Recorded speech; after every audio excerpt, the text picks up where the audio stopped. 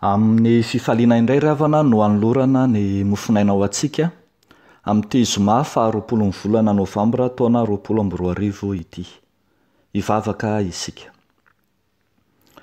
Andriamanitra rainay masina sy tsara indrindro, lay Andriamanitra tia anay, lay Andriamanitra ny voninahitra, lay Andriamanitra izay momba anay mandrakariva ka mamindra fo ary manavao ny famindramponao aminay isan'andro.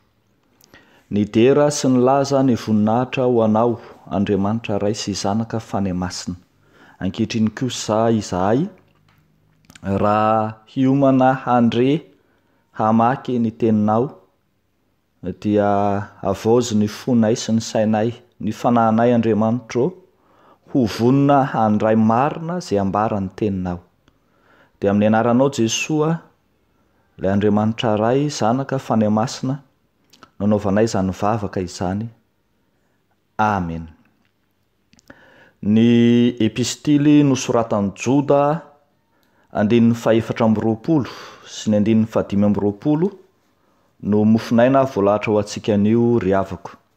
Joda 420 sy ny 520, vakina amin'ny anaran'ny Tompo manao hoe: ary ho an'izay maharo anareo mba tsy ho tafitohina, ary hametraka anareo tsy hanatsiny eo anoloan'ny voninahiny amin'ny firavoravona, ho an'Andriamanitra tokana mpamonjy antsika amin'ny alalan'i Jesoa Kristy Tompontsika ny voninahitra sy ny fahalebiazana, ny fanjakana sy ny fahefana, hatramin'ny taloha indrindra sy ankehitriny ary mandrakizay.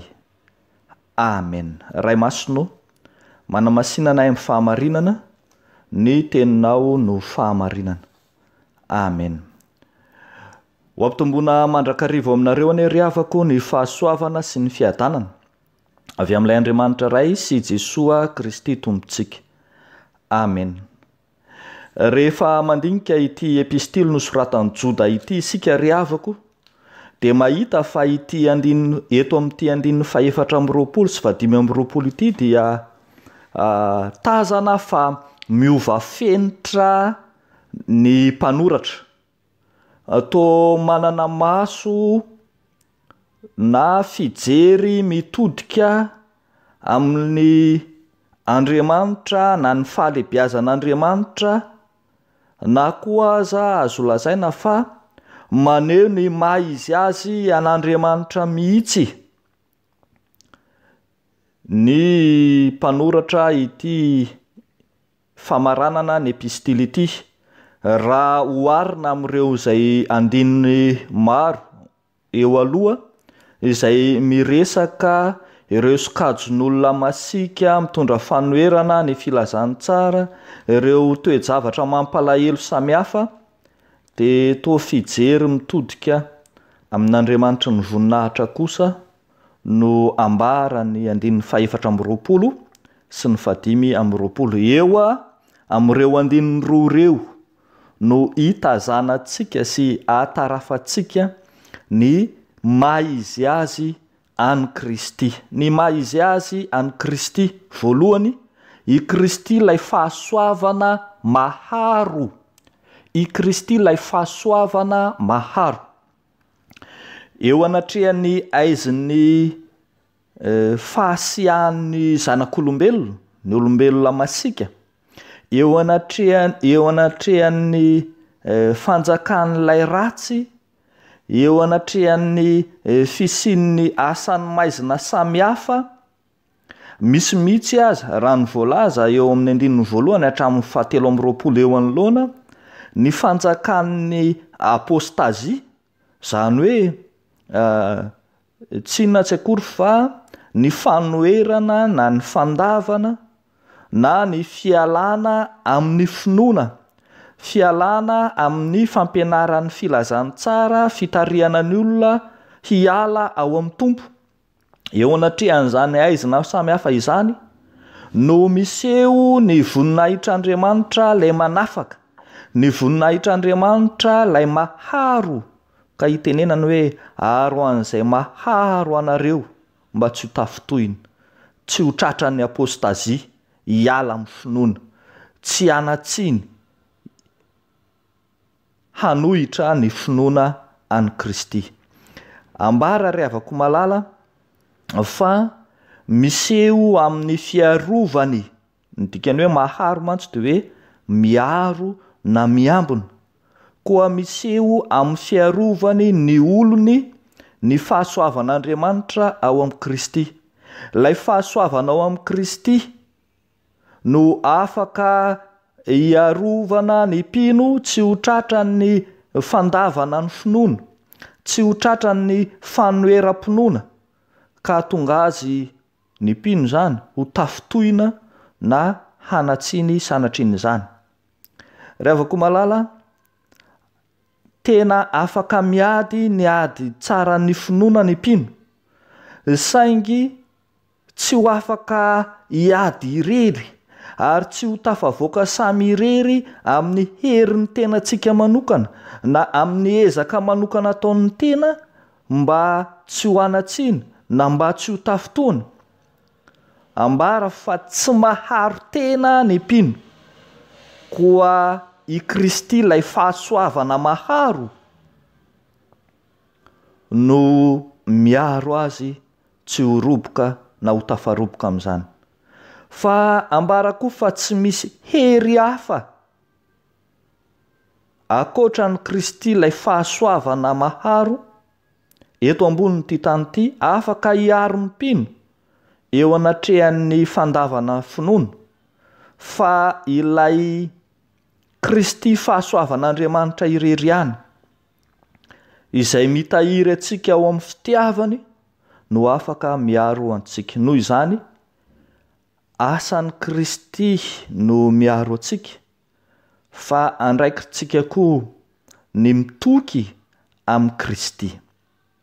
Ny maha izy azy any Kristy dia noho izy fahasoavana maharo. Fa ny zavatra faharoa hitantsika dia hoe ny maha izy azy any Kristy dia i Kristy lay Andriamanitra tokana telo zay iray.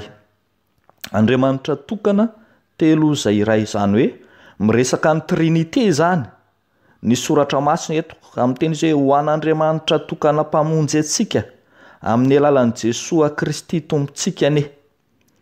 I Kristy lay Andriamanitra tokana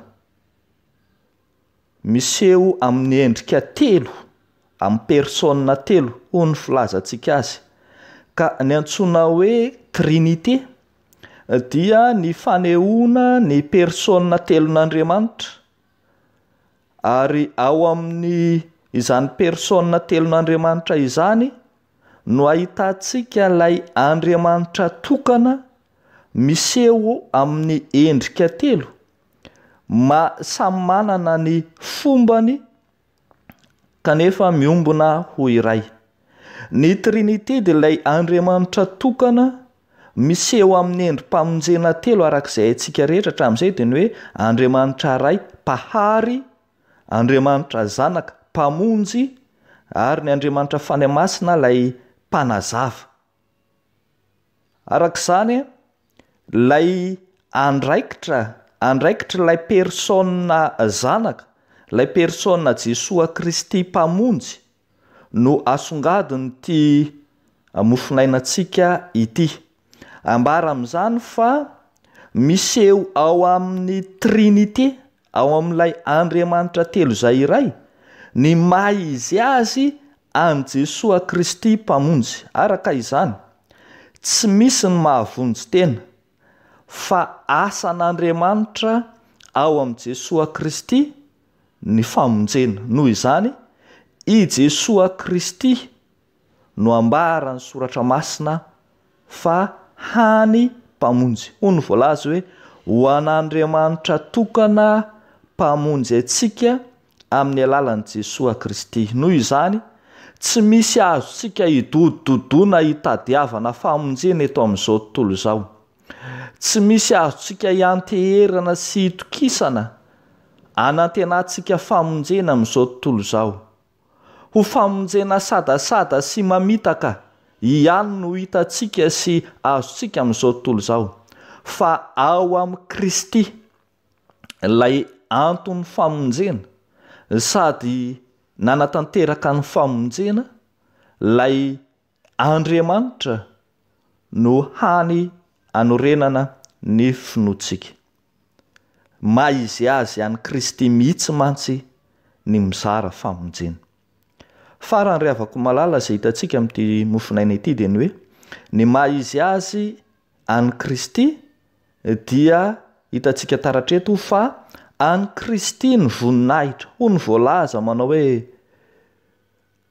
ho an'Andriamanitra tokana mpamonjy antsika amin'ny alalan'i Jesosy Kristy tompontsika ny voninahitra sy ny fahalebiazana, ny fanjakana sy ny fahefana hatramin'ny taloha indrindra sy ankehitriny ary mandrakizay. Nisafidy i Joda ampiasa ny doxologie fa tsy tsodrano tahaka ny fahitantsika amin'ny famaranana ny epistily rehetra. Amin'ny epistily maro dia hitantsika fa misy tsodrano mamarana azy, fa eto kosa tsy tena tsodrano loatra no nataony Joda fa doxologie, tsy miresaka fitahiana ho an'ny olona loatra fa fanandratana an'Andriamanitra, lay tompon'ny fahalebiazana, lay tompon'ny voninahitra, lay tompon'ny fanjakana, lay tompon'ny fahefana. Zany no hitantsika eto. Ary zany raha teo no antsoina hoe doxologie. Ny doxologie zany dia fanandratana sy fanomezam-boninahitra an'Andriamanitra.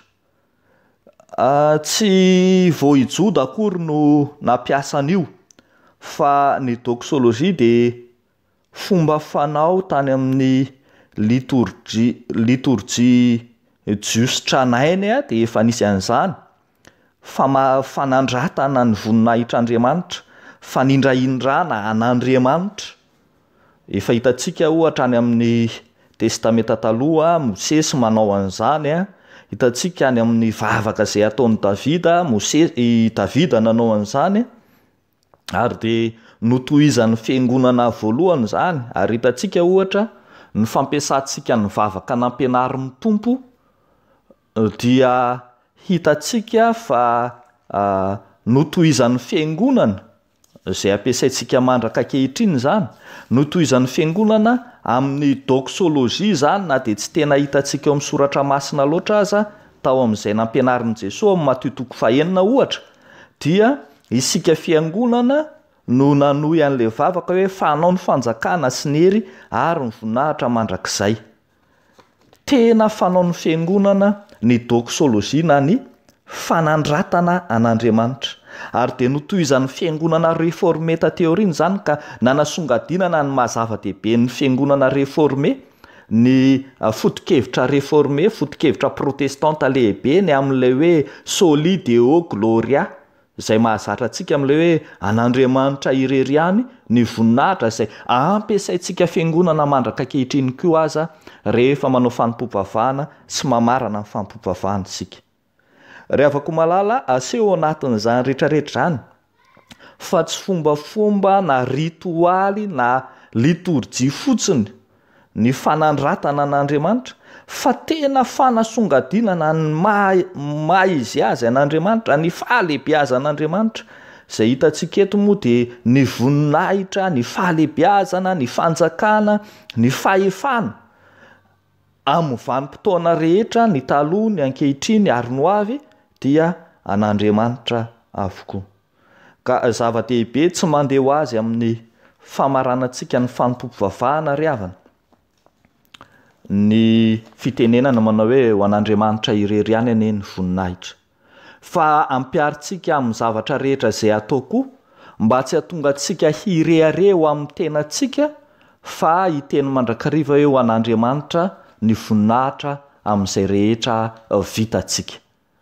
Dia izany ry havana no maizy azy ny any Kristy hitantsika eto amin'ity mofinaina ity fa dia ho an'Andriamanitra irery any tokoa ny voninahitra.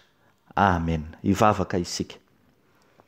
Misaotra sy midera mankalaza anao zay ry Andriamanitra lehibe sy mahatalanjona fa tsapanay fa Andriamanitra mamonjy, Andriamanitra miseho anay amin'ny fomba maro lafy ianao ary asehonao fa tompony hery sy ny fahefana any an-danitra sy ety an-tany hatramin'ny taloha sy ankehitriny ary ho mandrakizay ianao. Ary indray mametraka ny fitokisanay, ny tokonay aminao Andriamanitra rery any satria fantatray fa ianao rery any no Andriamanitra. Dia ho anao Tompo ny dera sy ny laza ny voninahitra hatramin'ny taloha indrindra sy ankehitriny ary mandrakizay. Amen.